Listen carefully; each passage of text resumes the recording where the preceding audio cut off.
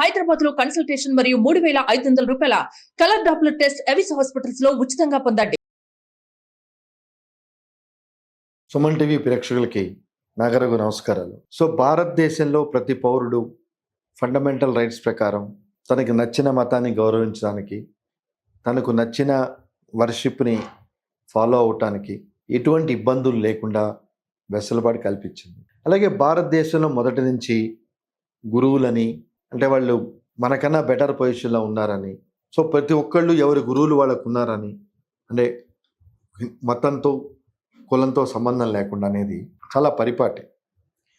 కానీ చాలా సందర్భాలు ఇటీవల కాలంలో ఈ గురువులు ఆశ్రమాలు చాలా కాంట్రవర్సీస్కి లోనవుతున్నాయి. అంటే the concept is totally defeating.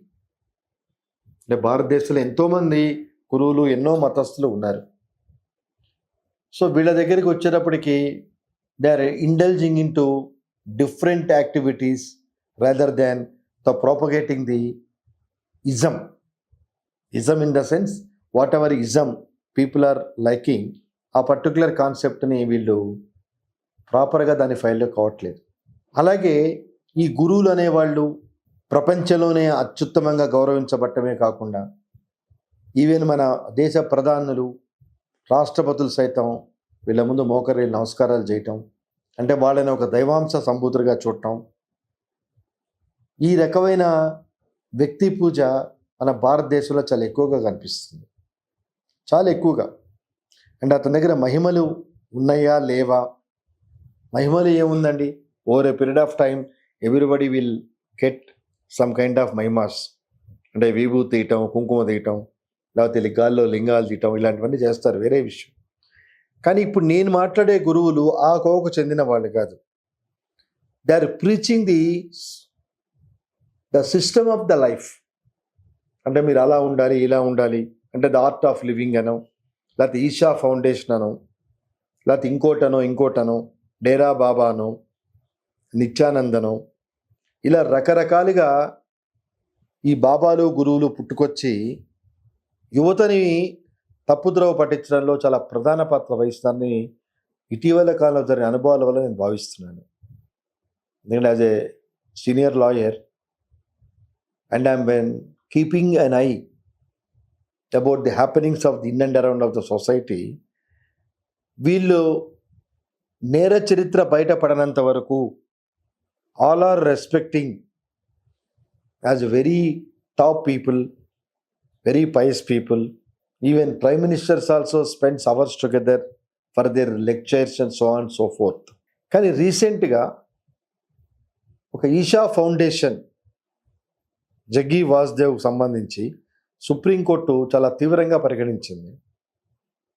అంటే వీళ్ళవి ఎలా ఉంటాయి అంటే, జనాలందరినీ సన్యాసం పుచ్చుకోండి, జనాలందరూ మీరు లైఫ్ అంటే మర్చిపోండి, లైఫ్ ఏం లేదు, ఇక్కడ కూర్చొని సేవ చేయటమే అంటారు. వీళ్ళ ఫ్యామిలీ మెంబర్స్ దగ్గరికి వచ్చేటప్పటికి ఈ బోధనలు వాళ్ళకి అప్లై కాదు. జనాలు ఎంత పిచ్చవాళ్ళో దీన్ని బట్టి అర్థం చేసుకోండి. ఇది సాక్షాత్తు మద్రాస్ హైకోర్టు చెప్పింది. అంటే జగ్గి వాసుదేవ్ వాళ్ళ కూతురికి వివాహం చేస్తున్నాడు, కానీ మిగతా ఆడవాళ్ళందరినీ, మగవాళ్ళందరినీ మీరు సన్యాసం పుచ్చుకోండి, మీరు సన్యాసులాగా ఉండండి అని చెప్తున్నాడు. ఏమంటే man is a social animal. జనాలు చెప్పే నీతులు మన యువత ప్రాపర్ ప్రాస్పెక్ట్గా తీసుకోకుండా వాళ్ళ కెరీర్ని పోగొట్టుకొని, వాళ్ళ మంచి భవిష్యత్తుని పోగొట్టుకొని, వాళ్ళ మాయలో పడి అక్కడ ఏదో ఉంది అని ఏదో ఇస్తాడు, ఏమీ కాదు, అంతా అబద్ధం. ఎప్పుడో ఒక 50-60 సంవత్సరాల క్రితం అనుకుంటా, ఎవరో వస్తారని ఏదో చేస్తారని ఎదురు చూసి మోసపోకమా, నిజం తెలిసి నిలుపుకోమా అనేదో పాట ఒకటి ఉంది, శ్రీశ్రీది అనుకుంటా, ఇఫ్ ఐఎమ్ రైట్. ఎవ్వరు మన కోసం రారు. ఈ సోకాల్డ్ బాబాలు, ఈ సోకాల్డ్ లెక్చర్స్, ఇవేవి మన జీవన విధానానికి కానీ, లేకపోతే మనకేదో ఆటోమేటిక్గా ఒక గోల్డెన్ ఎరా వస్తుందని కానీ ఇవేవి గ్యారంటీ ఇవ్వవు. ఎందుకంటే మనం చదువుకోవాల్సిన అవసరం, మనం చదువుకోవాలి. మనం చదువు వదిలేసి వాళ్ళ ఆశ్రమంలోకి వెళ్ళి వాళ్ళ లెక్చర్ ఇవ్వాల్సిన పరిస్థితిలో మనం లేవు. అవి మన కూడుగుడ్డ పెట్టాం. అలాగే ఒకప్పుడు రజనీష్ ఆశ్రమం ఉండేది, ఆచార్య రజనీష్ పూనాలు. అంటే ఇవన్నీ ఒక ఎలైట్ పీపుల్కే ఉపయోగపడతాయి తప్పితే there will be no entry for a common man. Isha foundation ఆయన ఎగ్జాంపుల్గా తీసుకుంటే మన వాళ్ళతో మాట్లాడు, హై ప్రొఫైల్ పీపుల్తోనే మాట్లాడతాడు. వాళ్ళ దగ్గర శక్తులేం లేవు. ఓ మంచి ఇంగ్లీష్ నేర్చుకొని ఓ 4-5 గీతలో ఉన్న భగవద్గీతలో ఉన్న బోధనలు చేసుకుంటే వాళ్ళే గురువులు అయిపోతే ఎట్లా అండి? అలాగే they are acquiring crores of assets. అంటే ఇవన్నీ ఏదైనా కంప్లైంట్లు వచ్చి బయటపడితే కానీ వీళ్ళ గురించి మనకు తెలియదు. విచిత్రం అది. ఇవేవి బయటపడితే కానీ వీటి సంగతి తెలియదు. అప్పటిదాకా అందరూ గురువులే. అందుకే ఒకప్పుడు చిన్నప్పుడు సామెత ఉండేది, అందరూ శ్రీ మహావైష్ణవులే, బుట్టలో చేపలు మాయమైనవి. అలాగే ఈ గురువులు ఏంటి అంటే, what are their speciality, why people are totally surrendering to them?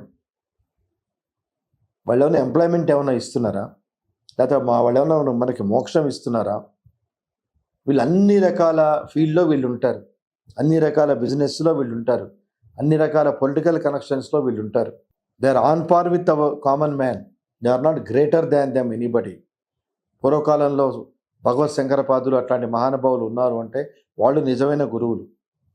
వాళ్ళు తినకుండా రోజుకు ఒక పూట తిని, పేరాలు తిని, ఎంతో అద్భుతంగా ఉండి ప్రజలకి మంచి చేయాలని చూసేవాళ్ళు. ఇప్పుడు వచ్చే గురువులందరూ కమర్షియల్ గురువులు. 150 మంది పోలీస్ ఆఫీసర్స్ ఈషా ఫౌండేషన్ని సెర్చ్ చేశారనే వార్తలు వచ్చినాయి అంటే, let public realise what extent the activities are going on in the ashram without there any smoke. Why the situation goes to that extent? అంటే my anxiety to the public is, ఎవరో మాయలో పడి మన కెరియర్ని పాడు చేసుకోవద్దు. God has given good career, good brain, everything to everybody. It depends on how you will make it utilise for your sake. So వాళ్ళెవరూ మనల్ని ఉద్ధరించరు, మనల్ని మనమే ఉద్ధరించుకోవాలి. 10 to 5 ఆశ్రమంలో ఉంటే ఒక పూట భోజనం పెడతాడేమో, లైఫ్ లాంగ్ మనల్ని మన పెళ్ళాం బిడ్డల్ని పోషించడు. Everybody is having his own life style. The end of the day every one has to realise, unless he works hard, he cannot take care of his family.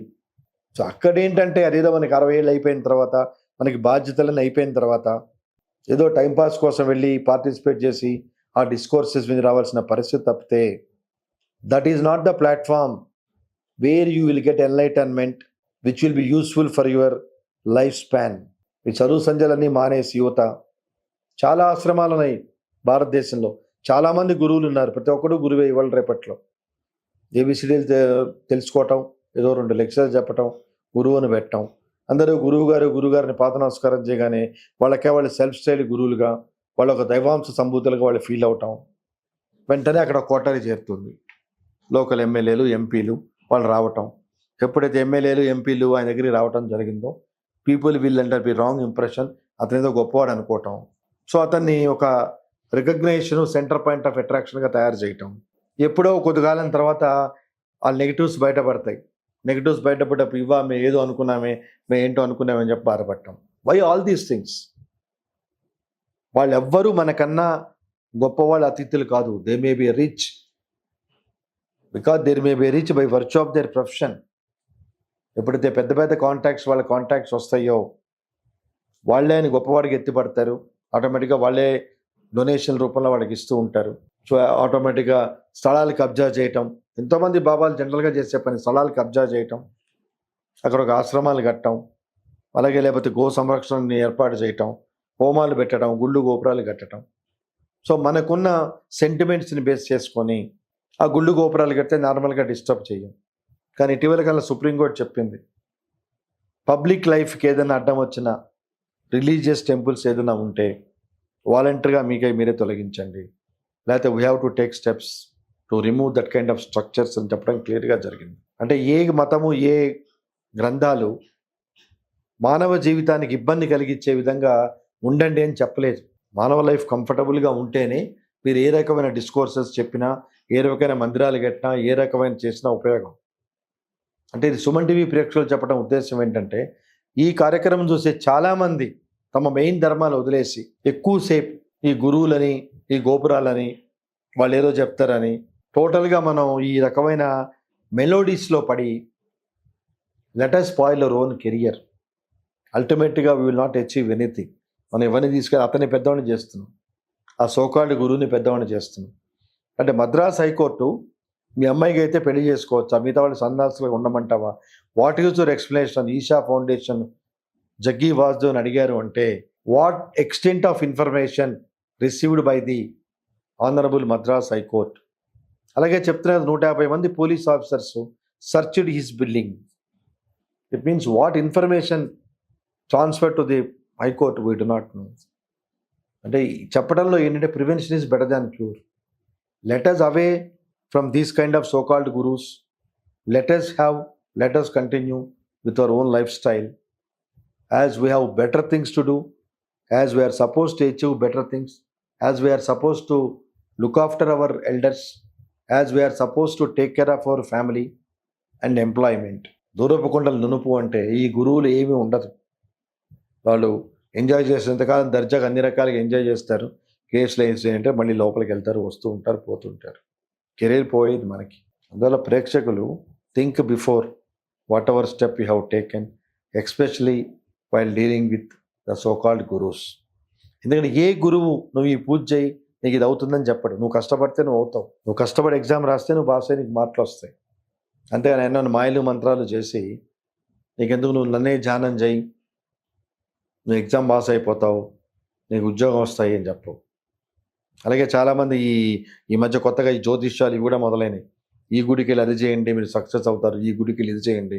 అంతేగాని ఈ గురువులు ఎవ్వరు మీరు కష్టపడండి, మీరు చదువుకోండి, మీరు కాంపిటేటివ్ ఎగ్జామ్స్కి రాయండి, ఈ మాటలు ఎవ్వరూ చెప్పరు. అంటే మనకి ఈజీ రెమెడీస్, తొందరగా మనకి లాభం వస్తున్నా మనం అట్రాక్ట్ అవుతాం. అది అవర్ వీక్నెస్. బాగా గుర్తుపెట్టుకోండి. మీరు ఈ గుడికి వెళ్ళండి మీ పని అవుతుంది, ఈ పూజ చేయండి పని అవుతుంది అంటే మనం కష్టపడే దానికన్నా we will feel more comfortable in doing that kind of things. So దానికి ఎక్కువ వాటే మనం మొగ్గు చూపుతాం.